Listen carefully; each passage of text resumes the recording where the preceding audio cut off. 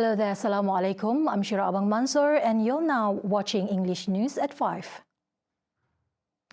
Sarawak's Premier Dato' Patinggi Tan Sri Abang Johari Tonopeng has not given any clear answer whether to seize Barisan Nasional (BN) in the upcoming state elections in 6 states in Peninsular Malaysia. He said discussions will be conducted first as the request was made by Deputy Prime Minister Datuk Sri Zahid Hamidi recently. The 6 states undergoing elections are Penang, Negeri Sembilan, Selangor, Terengganu, Kelantan and Kedah. He spoke at a press conference after officiating the Sedidik Penan Kindergarten in Long Leng, Baram earlier today. The International Planned Parenthood Federation (IPPF) has been a key player in advocating for reproductive health rights and played a crucial role in ensuring access to contraceptives in underserved communities. However, Minister of Public Health, Housing and Local Government Sarawak, Datuk Sri Dr. Sim Kui Hian said in 2021 the import license for the IPPF contraceptive commodities was revoked, hence making family planning services less accessible, and is seen as a significant setback for the organisation and the communities it supports. Sometimes the policy makers or the administrators, or those officers did not use common logic. This IPPF, the IPPF for years they've been so kind, donating all these family plannings, which is more than 500,000 ringgit a year for the family planning association, so that people can access this cheaper. These are actually very expensive methods and so on, but get a much cheaper rate. And then of course we need import license and so on, yeah. And so they have got it for many years. Then suddenly they don't have the import license. The officer need to realize that if you don't want to allow this import, then Ministry of Health give us another 500,000, right? And this NGO like IPPF is not going to say, since you don't want, we give it to somebody else. You think that they're begging us, hey, please take, please take. There's no such thing. As such, Dr. Sim urges the Minister of Health to address the matter for uninterrupted access to contraceptives. The officer and others may not be on the ground to understand the real situation and the policy. We have to be a pragmatic policies, a policy that in which we take into all this into consideration, that how many people benefited from it and so on. Yeah, so we cannot be as much as we want to rigid. Very rigid. We want to be very proud that we do not need people's help, but at the moment, you have to find money. If you don't need these helps, yeah, and so I will bring up to the Minister of Health, and then these are some of the ongoing frustration that the Sarawak people in Sarawak feel. Meanwhile, the Japanese government today has donated 154,000 ringgit worth of medical equipment to the Sarawak Family Planning Association (SFPA) as a sign of goodwill. Head of Consular Office of Japan in Kota Kinabalu, Kako Shiho, said the association was in urgent need of support due to the old condition of the existing equipment. On March 2022, our Consular Office of Japan in Kota Kinabalu received the application for grant from Sarawak FPA. According to the application, the organization was in urgent need of support because their existing equipment was so old and its quality is not good enough to fulfill their purpose and continue its activities. Therefore, it must obtain new sustainable equipment immediately. She said this during the handing over ceremony between the Japanese Embassy and Sarawak Family Planning Association at Riverside Majestic Hotel, Kuching on Tuesday, July 4th. She further added that the Japanese government previously donated medical devices and tools to the association in 2010, 2013 and 2018, totaling 7 million ringgit to 52 projects across Sabah and Sarawak. The association is a non-profit that has provided healthcare services for women, especially in rural areas in Sarawak, at a reasonable cost for more than 50 years. Its activities have contributed to improving the health conditions of women in Sarawak, especially the underprivileged without easy access to hospitals. Also present were the Minister of Public Health, Housing and Local Government Sarawak, Dato Sri Dr. Sim Kui Hian, Patron of Sarawak Family Planning Association, Dato Yong Kun Seng, Head of Consular of Japan, Kota Kinabalu Eguchi Takayoshi, and the Medical Chairman of Sarawak Family Planning Association, Dr. Philip Koh. Inspector General of Police Razaruddin Hussain advises against exploiting sensitive topics during campaigns to safeguard social harmony, in which stringent measures will be implemented to address political parties that engage with matters involving religion, royalty and race 3R. Political parties are urged to exercise responsibility and prioritize matters that promote the collective welfare of the nation. It is vital for them to refrain from employing provocative tactics that might jeopardize social stability. Emphasizing the need for parties to conduct their campaigns with integrity and professionalism, demonstrating respect for diverse beliefs, the institution of royalty and the multicultural fabric of society, failing which the offenders will be charged under the Election Offences Act 1954 and the Sedition Act. Sebenarnya pada saya, semua parti politik ni ada orang-orang lama. Sebenarnya kalau saya bagi nasihat dan tak bagi nasihat pun sepatut memang diorang dah tahu. Nasihat pada macam kita cakap tadi, isu-isu sensitif.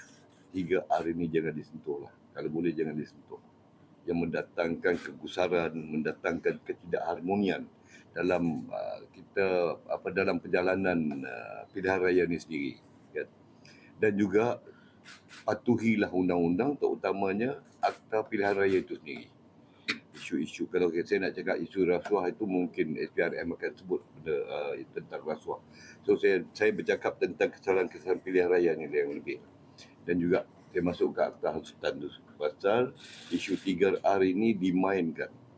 Dan kita nampak bila dimainkan, perpecahan itu akan berlaku, ketidakharmonian itu akan berlaku dan ketidaktenteraman itu akan berlaku. He also reminded political parties involved in the polls to apply for Chirama permits as early as possible for administrative purposes, as well as to prevent a clash in venues between rival parties. Meanwhile, Razaruddin said 40,000 police personnel would be on duty during the 6 state polls, namely in Kedah, Penang, Selangor, Negeri Sembilan, Kelantan and Terengganu. The 7th body of the 10 individuals washed away during a retreat at the Air Puteh waterfall in Kemaman, Terengganu was found this morning, identified as 18-year-old Putri Balkis Izzati Abdul Rahman. Terengganu Fire and Rescue Department Chief Azman Alias said the body was found at 7:45 a.m., bringing the total number of victims found to 7. However, the identity of the victim is yet to be ascertained. As of yesterday, the bodies recovered have been identified as Karim Abdullah, 39, Aziza Ayi, 40, Muhammad Zulkarnain Haikal Karim, 11, Putri Nurerina Natasha Karim, 10, Muhammad Haziq Zikri Karim, 6, and Putri Aryana Umaira Karim, 4. While missing victims are Putri Balkis Izzati Abdul Rahman, 18, Putri Alea Maisara Karim, 16, Putri Norfatin Karim, 14, and Muhammad Fikri Saliman, 24. A 12-year-old girl was killed after she was believed to have fallen from the 10th floor of a condominium in Labuan earlier this morning. Labuan Police Chief Superintendent Ahmad Jawila said the child's body was found on the first floor by the condominium's residents. He added the child was believed to have fallen at around 5:28 a.m. and her death was confirmed by medics who arrived on the scene at 7:42 a.m. According to Ahmad, preliminary investigations found that there was no foul play involved and the case was classified as sudden death. The body was sent to Labuan Hospital for autopsy.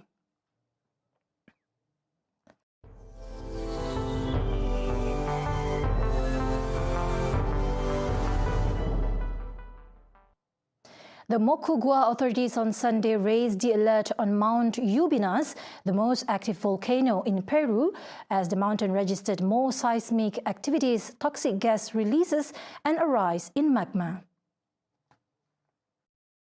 Footage shows the gas column rising from Ubinas volcano. The new orange alert level, which was raised from yellow, was decreed following the Peruvian Geophysical Institute's recommendation. Peruvian local authorities have set evacuation plans to face eventual hazards of the southern Ubinas volcano, which has shown increased activity since early June. The mountain reported heavy activity in 2019, prompting the evacuation of nearby communities. Southern Peru is home to a dozen active volcanoes, and Peru is also in the so-called Pacific Ring of Fire, an area with a high incidence of earthquakes and volcanic activity. Russia said on Tuesday that Ukraine had launched a drone attack on Moscow and the surrounding region that disrupted flights at one of the capital's main airports.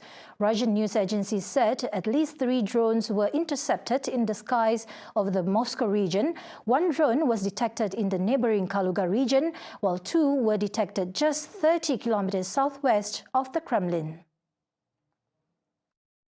Landings and takeoffs at Moscow's Vnukovo were restricted for several hours early on Tuesday before normal operations resumed after 5 a.m. GMT. A number of flights were diverted on their approach to other airports.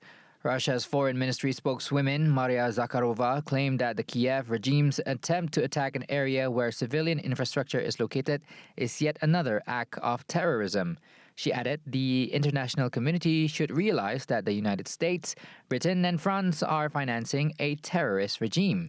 There was no immediate comment from Kiev.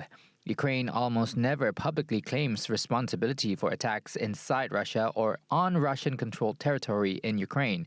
Moscow Mayor Sergei Sobyanin said there were no casualties reported.